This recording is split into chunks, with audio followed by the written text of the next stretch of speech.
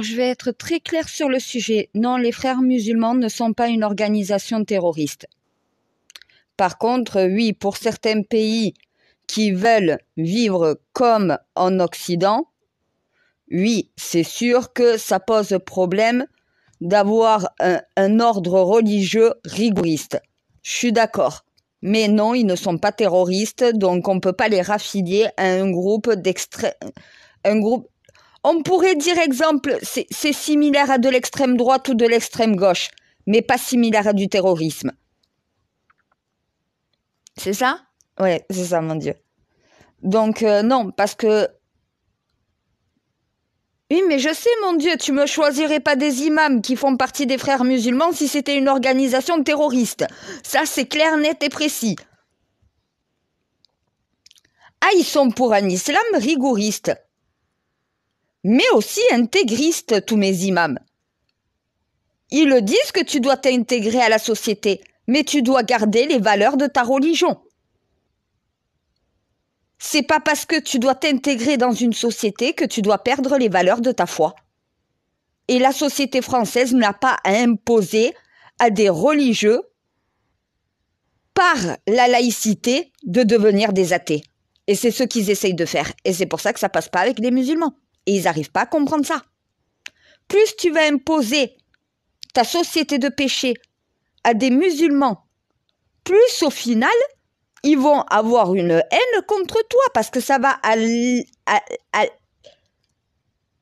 Mais parce qu'après, tu as des musulmans qui sont français. Les musulmans français respectent la société française, respectent la loi française. Ça ne les empêche pas d'avoir dans leur vie privée une pratique rigoriste de leur religion. C'est leur vie privée et l'État s'immisce dans la vie privée. C'est quand ton discours public est radicalisé que oui, on peut venir dire que justement ton rigorisme dans ta religion pose un danger pour la société. Mais si tu veux t'imposer tous les commandements de la religion, tu te les imposes à toi, tu les imposes pas aux autres. Un musulman se les impose qu'à soi-même. Il ne va pas les imposer à quelqu'un d'autre. Ça, c'est des islamistes terroristes qui le font. Faut pas confondre un musulman rigoriste dans sa religion et ceux qui sont pour un terrorisme rigoriste de l'islam. La plupart des musulmans ne veulent pas d'une société islamisée. Ils veulent être des musulmans, de pratiquer leur islam, donc voilà, tranquillement dans la paix. Pour la majorité, c'est une minorité qui veut au final imposer un islam politique. Et c'est ça qu'il faut lutter, contre l'islam politique, mais pas contre l'islam rigoriste. T'as des chrétiens qui sont rigoristes.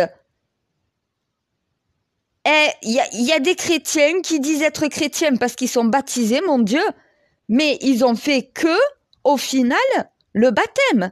Ils n'ont pas fait les communions, ils n'ont pas fait la profession de foi. Tant que tu n'as pas fait ta profession de foi, tu n'es pas un véritable chrétien. Combien l'ont fait? Moi, j'ai fait ma première, ma seconde et ma profession. Voilà, moi, je suis une véritable chrétienne. Les 3 étapes pour être définitivement un chrétien après le baptême, je les ai fait. Combien peuvent dire ça? À un moment donné, c'est ça la pratique rigoriste d'une religion. C'est le respect de la pratique de ta religion dans ta vie privée. Et ça, la laïcité l'accepte totalement, il n'y a aucun problème avec ça. Sauf qu'ils ne savent pas faire la différence entre ceux qui sont islamistes politiques et ceux qui sont islamistes rigoristes. Tu peux pratiquer un islam rigoriste dans ta vie privée. Ne pas boire, ne pas fumer, ne pas avoir de sexe en dehors du mariage. Tout ça, ce sont des commandements qui sont dans toutes les religions. Chez les juifs, les chrétiens aussi. Tout dépend comment tu t'appliques dans ta religion. Si tu veux t'appliquer au maximum, ça ne regarde que toi. Et l'État et la loi jugent cela. Et c'est ça le problème. Il y a une séparation des pouvoirs qui ne respecte pas. Avec les musulmans, c'est comme avec les chrétiens. Il y a la séparation des pouvoirs. Tu ne peux pas venir imposer ta vision d'une société à des gens qui ont une religion. Tu veux imposer une neutralité de la religion dans la société française. Jamais ça sera possible. Et la laïcité n'a pas été créée pour faire ça.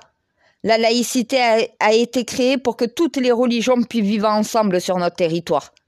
Qu'elles puissent toutes se pratiquer à même égalité, sans aucune division, sans aucune violence dans notre société.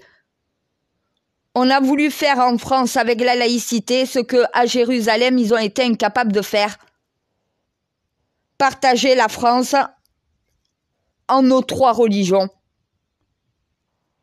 Les laïcs sont des chrétiens, des musulmans et des juifs qui savent vivre ensemble. Voilà, en France. C'est ça la laïcité, des chrétiens, des juifs, des musulmans, des orthodoxes, des bouddhistes, même des athées qui sont capables de vivre ensemble avec leurs différences. La laïcité, à l'origine, n'a jamais été mise en application, puisqu'on dit aux croyants, vous n'avez plus de droit de croire. Votre religion nous dérange parce que vous êtes rigoriste dans votre religion. Mais vous, les athées, vous avez décidé de ne pas croire. Qui êtes-vous pour venir nous juger et nous dire ce qu'on doit pratiquer ou non? Eh bien oui, parce que les athées se servent de la laïcité pour supprimer Dieu, supprimer la religion. Sauf que les chrétiens, les musulmans, les juifs ne se laisseront jamais faire. Notre religion est plus importante. Voilà, nous on croit, ils ne croient pas. Pour nous, ce sont eux les infidèles. Ce sont eux les pécheurs. Donc on n'ira jamais dans le péché comme eux. Voilà, ils se sont détournés de toi, ils se sont détournés de la foi. Ils ne croient plus, parce qu'ils ont perdu l'espoir d'un monde meilleur, ils veulent ce monde de massacre. Ils sont bien dans cette merde, ça les enrichit. Voilà, ils y gagnent, ça leur rapporte. La paix ne leur rapporterait rien. Ils ne s'enrichiraient pas sur de la paix. Voilà pourquoi ils ne veulent pas la paix. Et tant que tu ne vis pas la guerre, tu ne veux pas la paix. Moi, honnêtement, je souhaite au gouvernement français un jour de vivre une guerre sur son territoire. Peut-être qu'il comprendra ce que, au final, les Palestiniens et les Israéliens sont véritablement, eux, en train de vivre à l'heure actuelle. Non, mais tant que ça t'arrive pas, tu peux pas comprendre. Tu crois que la garde à vue, ça m'a pas donné une bonne leçon? Tant que ça ne te touche pas personnellement, tu ne peux pas comprendre. Moi, je peux pas comprendre ce que les Palestiniens vivent. Je peux pas comprendre ce que les Israéliens vivent. Le comprendre, je peux pas. Je ne le vis pas. Je peux l'imaginer. Imaginer, oui. On peut tous imaginer ce qu'ils vivent. Mais tant que tu le vis pas, tu ne sais pas ce que ça fait.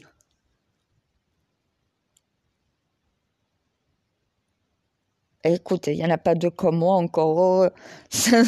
Deux comme moi, c'est trop dangereux. Mon Dieu, non mais qu'est-ce qui va pas chez eux? Pourquoi ils ont pas ce que j'ai dans la tête? Qu'est-ce qui va pas chez ces gens-là? Tu vois pas ils se rendent pas compte qu'ils détruisent leur propre nation, leur propre peuple, qui pourraient briller à la tête de leurs États au lieu de briller de s'obscurantir comme ça de cette façon? Mais je sais pas, sois une référence pour ta nation. Justement, essaye de devenir le meilleur gouvernement au monde. La référence de ce que tous les gouvernements doivent être. N'essaye pas de devenir un monstre. Sois plutôt un ange. Je sais pas. Mais tu peux pas demander l'exemplarité à un peuple. C'est à toi d'être exemplaire à la tête de ton peuple. Ton peuple ne peut pas être exemplaire si tu ne l'es pas toi déjà. C'est celui qui gouverne et qui représente le pays qui doit être exemplaire avant tout. C'est lui qui montre l'exemple, c'est lui qui donne l'identité à sa nation. C'est lui qui permet à sa nation d'exister et de briller dans le monde pour son excellence, pour ses qualités, pour ses valeurs, sa morale, ses principes, pour son bien vivre ensemble, pour sa joie de vivre. C'est le but de tout chef d'État, de faire de sa nation la numéro 1 au monde, mais pas la plus riche, la plus humaine.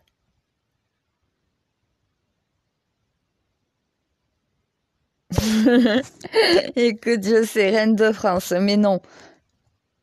Mon Dieu, arrête avec ça, tu vas pas recommencer.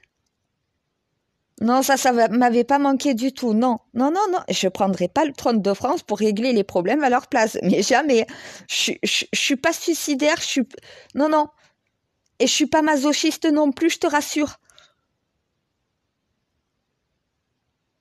Mais ils vont se démerder tout seuls, comme des grands. Je vais pas faire les choses à leur place non plus, ça serait trop facile. Et à l'avenir, il va falloir qu'ils m'écoutent. Quand je leur dis voter des projets qui tiennent la route, s'il n'y a pas de projet qui tient la route, tu votes pas du tout. Vaut mieux une France qui s'abstient totalement à mettre le gouvernement face à ses réelles responsabilités plutôt qu'un peuple qui manifeste. Personne dans les urnes, tant que vous ne nous proposez pas un véritable projet qui prend en compte de toutes les demandes de la société et de ce qu'il faut pour ne plus être en insécurité, pour pouvoir vivre ensemble, pour au final ne pas subir toute cette inflation, ne plus subir ces guerres, au final pour tous vivre en paix, eh ben non, ça ne pourra pas fonctionner. C'est ceux qui gouvernent nos États qui doivent faire ça. C'est pas au peuple de le faire. Le peuple leur sert de guide en leur disant ce qu'ils attendent d'eux. Une fois que tu sais ce que ton peuple attend de toi, à toi d'agir. À toi de faire ce que le peuple attend de toi. T'attends quoi, le déluge?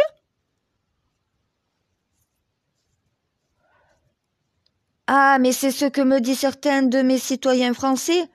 Tu leur dis exactement quoi faire. Si juste ils réfléchissaient pas et ils faisaient ce que tu disais, peut-être qu'on n'en serait pas là jusqu'à présent. Oui, ben c'est ça le problème, merci. Voilà. Merci mes Français, vous avez très bien compris le fond du problème.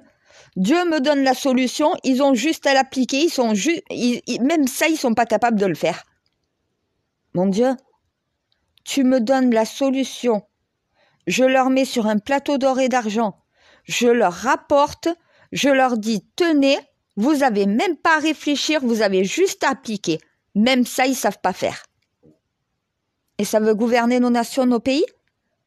Mais qu'est-ce que tu veux que nos peuples, que mon peuple même mondial, ait confiance en leurs gouvernants quand tu vois l'incapacité juste à appliquer une solution? Ils n'ont même pas à réfléchir à la solution au problème. Tu l'as fait à leur place, tu leur donnes la solution, tu leur dis appliquez-la, ça résout le problème, même ça ils ne savent pas faire.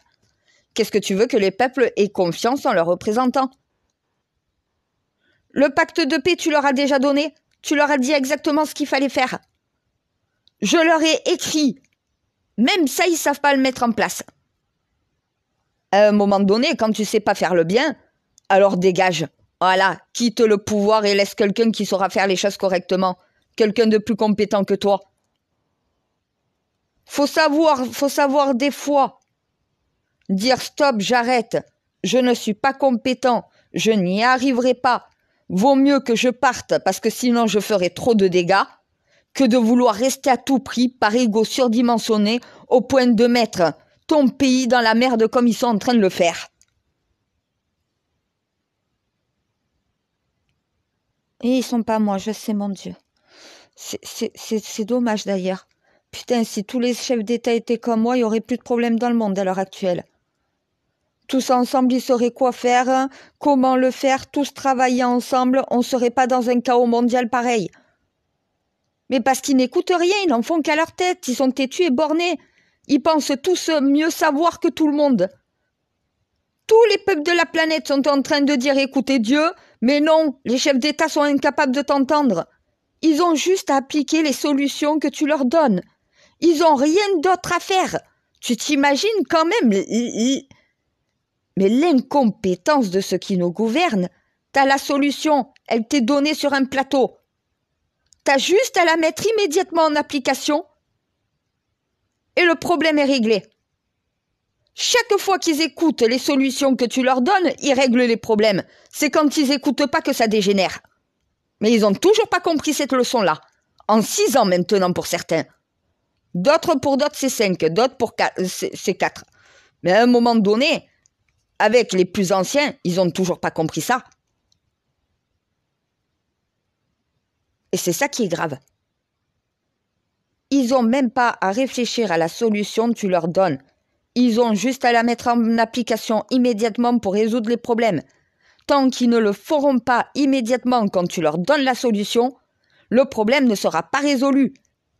Et il y a tellement de problèmes sur cette planète que plus ils vont refuser d'admettre qu'ils ont tort, que tu as raison et qu'il va falloir qu'ils mettent en application tes solutions, plus au final ils vont continuer de détruire ce monde. C'est quand ils t'écouteront, quand ils t'obéiront, quand les ordres que tu donnes seront appliqués à nos sociétés, qu'on verra nos sociétés changer. Ça, quand le temps que ça monte à leur cerveau, voilà, rien ne changera. Oui, mais parce que moi j'en ai conscience. Mais ils n'ont pas conscience de ça, eux. Ils ne veulent pas l'admettre. Ils ne veulent pas admettre qu'ils ont eu tort, qu'ils ont détruit le monde, que leur système n'est pas bon.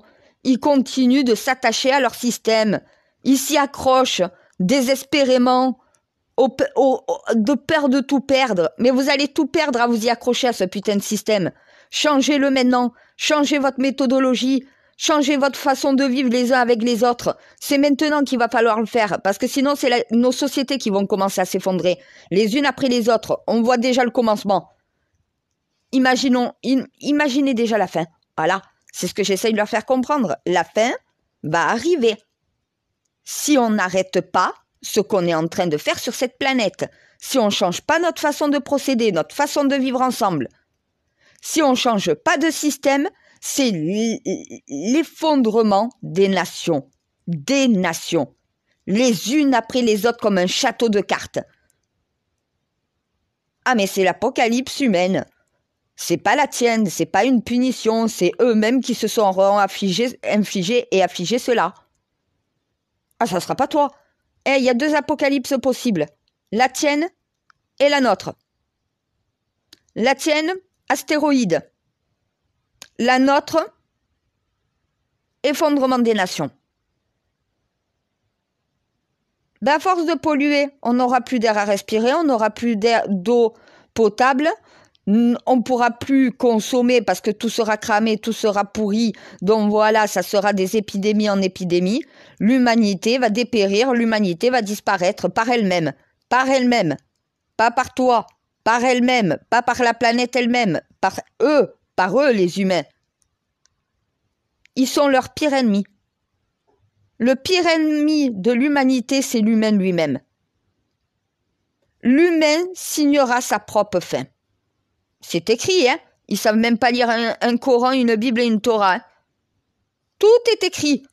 Comment l'humanité va disparaître par elle-même, à cause de ses péchés, à cause de ses erreurs, à cause de son obstination à maintenir un système qu'il faut faire évoluer de toute urgence. Et on voit la différence entre une reine de l'humanité et entre des chefs d'État de simples pays. Moi, je vois à long terme. Mais pour voir à long terme, il faut déjà avoir la solution pour le court et pour le moyen terme. Si tu n'as pas ces solutions-là, alors ton long terme, c'est du vent.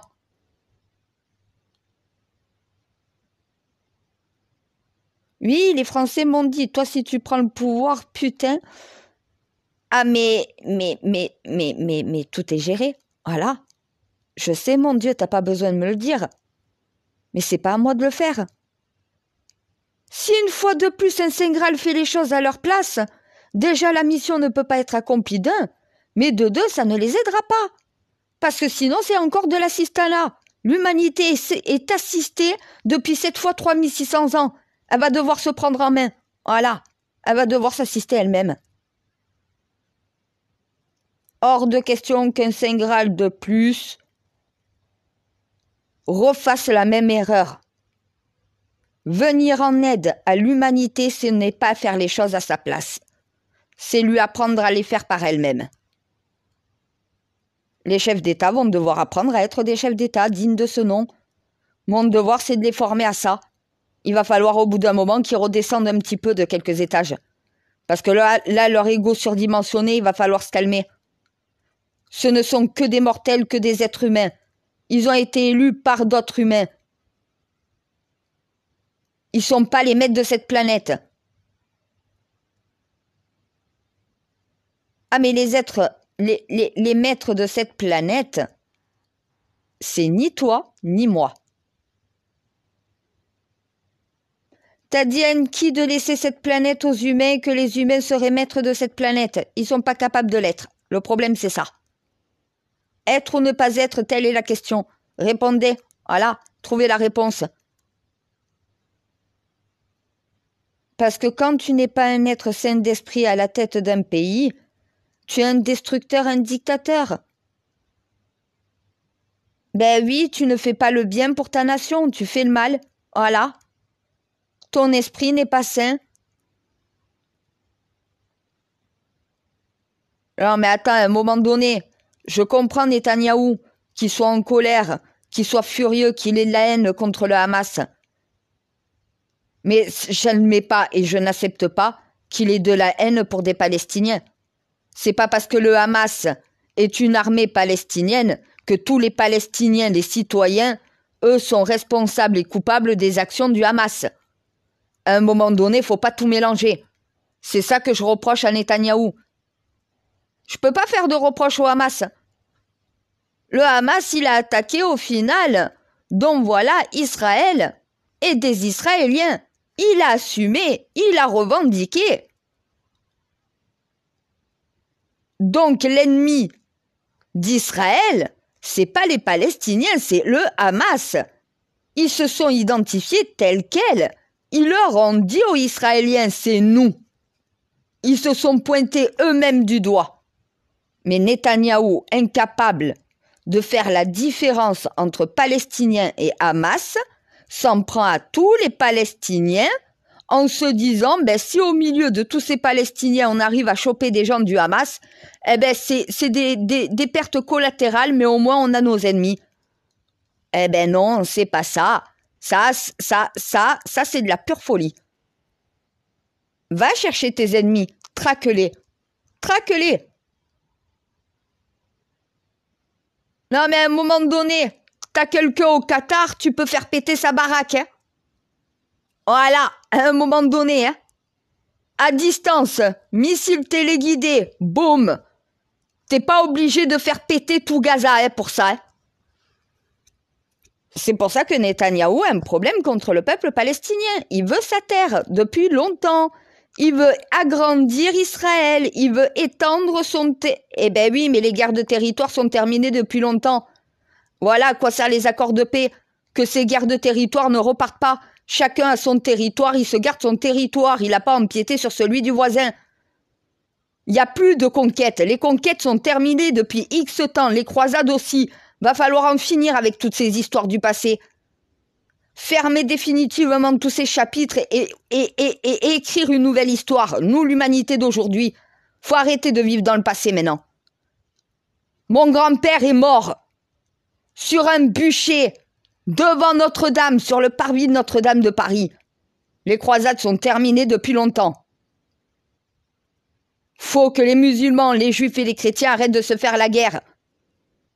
C'est terminé depuis X temps. L'ordre des Templiers a été dissous, même s'il existe toujours à l'heure d'aujourd'hui, parce qu'on a conservé quand même notre ordre templier. Mais on n'est plus en croisade, c'est terminé. Donc il va falloir arrêter les délires au bout d'un moment. Il n'y a plus de persécution de chrétiens, de juifs, de musulmans, de bouddhistes. Il faut arrêter la persécution des religieux. On est tous religieux sur Terre, il faut arrêter de se persécuter entre nous. Et il ne faut pas non plus aller persécuter les athées pour autant, mais les athées, va falloir qu'ils laissent les religieux et les croyants un peu tranquilles. Tu as le droit de ne pas croire, mais tu n'as pas à nous interdire à nous de croire. On n'a pas à t'imposer, toi, à l'athée, de croire en notre Dieu, mais toi, tu n'as pas le droit de venir dire que notre Dieu n'existe pas non plus. On n'a pas à te forcer à y croire, mais tu n'as pas le droit de venir dire à quelqu'un qui y croit qu'il n'a pas le droit d'y croire. C'est ça la laïcité à la base. De quoi mon cœur... Oh, recommence pas avec la pureté de ton cœur sauvera l'humanité, c'est bon. C'est vrai, j'ai tellement... C'est vrai, tu m'as dit, t'es trop honnête pour être criminel.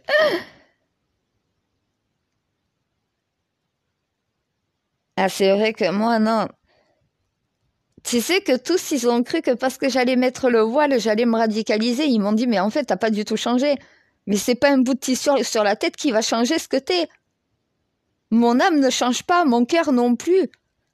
Et l'expérience que j'ai vécue, elle est traumatisante. Je suis encore en traumatisme. Mais ce qui ne te tue pas te rend plus fort. Et c'est pas forcé que si ça te rend plus fort, ça te rend plus méchant. C'est censé devoir te rendre meilleur. Ouais, je crois que moi, ça m'a rendu encore plus meilleur. Mais parce que moi, j'ai toutes ces prises de conscience. Il y en a qui n'ont pas ma conscience. C'est une histoire de conscience, mon Dieu. Soit t'as une conscience, soit t'en as pas. Je crois que c'est ça. Et moi, quand je... Et tu crois que des fois, j'ai pas envie de faire des conneries?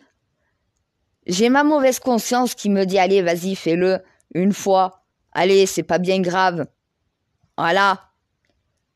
Mais t'as ma bonne conscience qui me dit, tu sais que ce que tu es en train de penser, cette petite voix qui est en train de te dire, va faire cette petite connerie, elle est pas très grave. Oui, mais une petite, c'est pas grave, mais petite à force.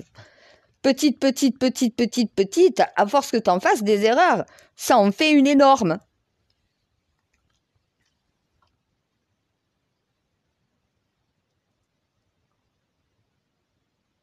Mm.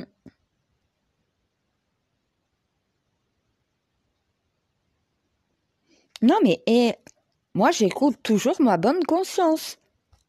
Même si j'ai ce petit truc vicieux qui me dit, allez, fais-la la bêtise. Eh ben non, je sais qu'il faut pas la faire. J'ai une conscience, elle prend toujours le dessus et elle s'appelle la bonne. Parce que je sais que ce que ma mauvaise conscience me dicte de faire, c'est mal. Et vu que je sais faire la différence entre le bien et le mal, je me soumets pas au mal, je me délivre de la tentation.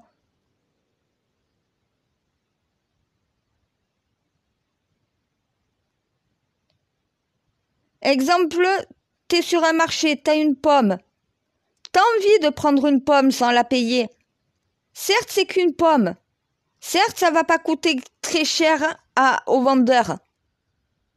Mais tu sais que de prendre cette pomme sans la payer, c'est mal. Oui, c'est qu'une pomme. Mais si tu as les moyens de la payer, et que tu la prends, et que tu voles, alors que tu peux te la payer, tu fais quelque chose de mal. Tu as les moyens de te payer cette pomme. Voilà, quelqu'un qui n'a pas de quoi manger, qui a faim, qui vole cette pomme pour se nourrir, c'est normal. Mais celui qui a les moyens d'acheter la pomme, mais qui va la prendre et la mettre dans sa poche pour ne pas avoir à la payer, ça c'est différent.